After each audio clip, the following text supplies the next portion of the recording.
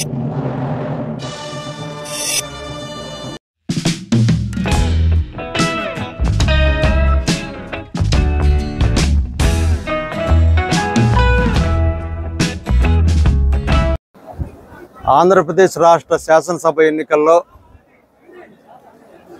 ఆంధ్రప్రదేశ్ ప్రజల తీర్పు ఒక అద్భుతం. 5 సంవత్సరాల పాటు ఒక రాక్షసుడి పాలనలో చిన్న కార్మికుడి దగ్గర నుంచి పారిశ్రామికవేత్త వరకు అన్ని వర్గాల ప్రజలు హింసను మరి అనుభవించారు.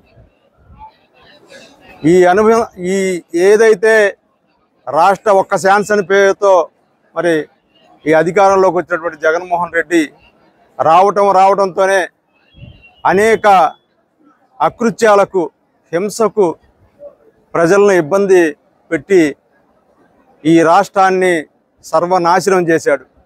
అభివృద్ధి అనేది కనపడలా. ఇసుక దోపిడీ, మరి టాపీ పని చేసే కార్మికులు ఆత్మహత్యలు చేసుకున్నారు.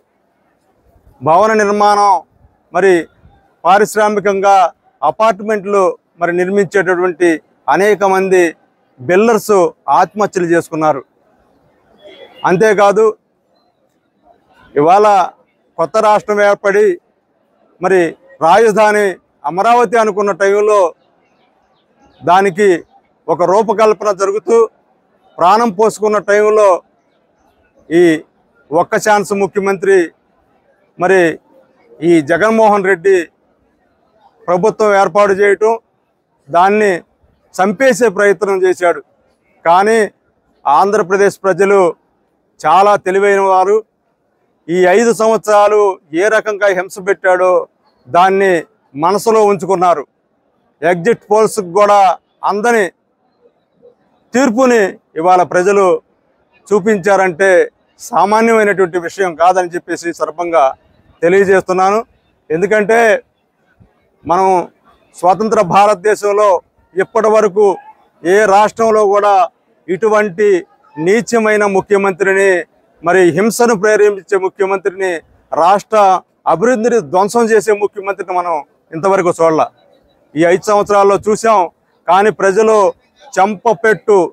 చెంపపెట్టు ఇవాళ జగన్మోహన్ రెడ్డిని సాసి కొడితే వెళ్ళి ఎక్కడో అతుక్కున్నాడు భూమిలో. అది తీర్పు అంటే. ఈ రాష్ట్రానికి కావాల్సింది నారా చంద్రబాబు నాయుడు, నారా లోకేష్ గారు, పవన్ కళ్యాణ్ గారు అనేది స్పష్టంగా ఈరోజు ప్రజలు తీర్పు చెప్పారు. రాష్ట్ర అభివృద్ధి తెలుగుదేశం పార్టీ, జనసేన, బీజేపీ కూటమిదే అయితేనే మనకి మంచి రోజులు వస్తాయి, ఈ రాష్ట్ర అభివృద్ధి చెందుతుందని చెప్పేసి మరి ఈ బ్రహ్మాండమైనటువంటి తీర్పు. 175 స్థానాల్లో 164 స్థానాలని కూటమికి కట్టబెట్టారంటే దేశ చరిత్రలో ఎక్కడా కూడా ప్రతిపక్ష పార్టీగా కూడా వైసీపీకి అవకాశం లేకుండా జగన్మోహన్ రెడ్డిని తంతే ఎక్కడో వెళ్ళి పడ్డాడు. అది తీర్పు అంటే. అందుకనే ప్రజానాయకుడు ఎవడైనా సరే ఖచ్చితంగా ప్రజల మేలు కోరాలి, రాష్ట్ర ప్రజల మేలు కోరాలి, రాష్ట్ర అభివృద్ధిని కోరాలి తప్ప ఇలా హింసను ప్రేరేపించేవాడు, రాష్ట్రాన్ని దోపిడీ చేసేవాడు ఈ రాష్ట్రానికి అవసరంలా. ఖచ్చితంగా తీర్పుని అదే విధంగా ఇచ్చారనేది మనకు సుస్పష్టంగా కనిపిస్తూ ఉన్నది. అలాగే మరి ఆంధ్ర ప్రజల ఆశాకిరణం మంగళగిరి నియోజకవర్గానికి ఒక వరంగా ఇవాళ నారా లోకేష్ గారు మనకి విచ్చేశారు. ఇది మంగళగిరి నియోజకవర్గ ప్రజలు గతంలో మనం స్వాతంత్రం వచ్చిన దగ్గర నుంచి మంగళగిరి మెజారిటీని చూసుకుంటే 17,000కి మించల. కానీ ఇవాళ దాదాపు 91,400 చిల్లరి మెజారిటీని మన ప్రీతమ నారా లోకేష్ గారికి ఇచ్చారంటే ఒక అద్భుతం. మంగళగిరి చరిత్రలోనే ఒక అద్భుతం అని చెప్పేసి సందర్భంగా తెలియజేస్తున్నాం. మంగళగిరి నియోజకవర్గానికి మరి ఈ నియోజకవర్గంగా బంగారాన్ని ఏ విధంగా మనం ఇచ్చేస్తామో మంగళగిరి నియోజకవర్గాన్ని బంగారు మంగళగిరిగా తయారు చేయడం కోసం కంకణం కట్టుకున్నటువంటి నాయకుడు నారా లోకేష్ గారు. 5 సంవత్సరాల ప్రతిపక్షంలో ఉండంగా తను ఓడిపోయిన అభివృద్ధి ధ్యేయంగా తన సొంత నిధులతో అనేక సంక్షేమ కార్యక్రమాలు చేసి ప్రజల మనసును దోసుకున్నాడు. ఇవాళ చిన్నపిల్లల సైతం నారా లోకేష్నే ఉచ్చరిస్తున్నారంటే జనంలో ఏ రకంగా ఆయన చొచ్చుకుపోయారో మనకు అర్థమవుతా ఉంది. ఆ రకమైనటువంటి ప్రేమనే సంపాదించుకున్నాడు నారా లోకేష్ గారు.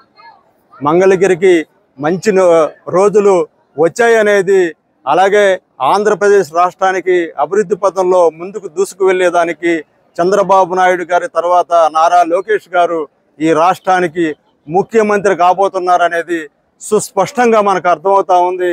మంగళగిరి సర్వతోముఖాభివృద్ధికి నారా లోకేష్ గారు ఖచ్చితంగా మరి పాటుపడతారు. అంతేకాకుండా ఇవాళ ప్రధానంగా మంగళగిరి నియోజకవర్గం చేనేత కేంద్రంగా ఉన్నటువంటి ఈ మంగళగిరిలో మరి ఆయన చేనేత వారికి చూపిస్తున్నటువంటి ఆదరణ సామాన్యంగా లేదు. ఎందుకంటే చేనేత వారికి మేలు చేయాలి, ఈ రంగాన్ని అభివృద్ధిలోకి తీసుకురావాలి, ఎందుకు వెనకబడిపోతూ ఉంది, దీనికి పునర్వైభవం తీసుకురావాలి.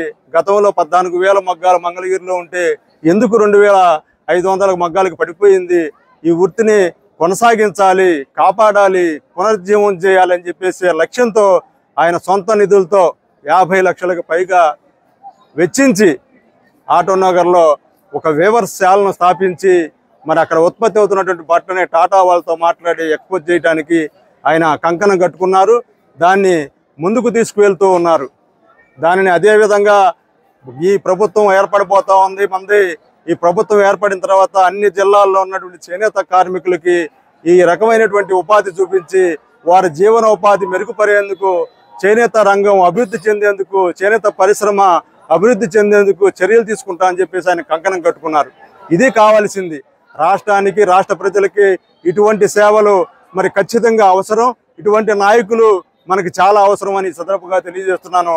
నారా లోకేష్ గారికి, నారా చంద్రబాబు నాయుడు గారికి ఆరోగ్యాలు మరి ఆ భగవంతుడు కల్పించాలని చెప్పేసి రాష్ట్ర సర్వతోముఖాభివృద్ధికి పాటుపడుతున్నటువంటి వీరికి మరి వాళ్ళ ఆశీస్సులు ఉండాలని చెప్పి సందర్భంగా కోరుకుంటూ, ఇంత మంచి అవకాశం ఇచ్చినటువంటి రాష్ట్ర ప్రజలకు, అలాగే మా నారా లోకేష్ గారికి బ్రహ్మాండమైనటువంటి మెజారిటీ అందించి మరి ఆయన్ని గౌరవించినందుకు మంగళగిరి నియోజకవర్గ ప్రజలందరికీ కూడా పేరు పేరున ఒక్కొక్కరికి కృతజ్ఞతలు తెలియజేస్తున్నాను.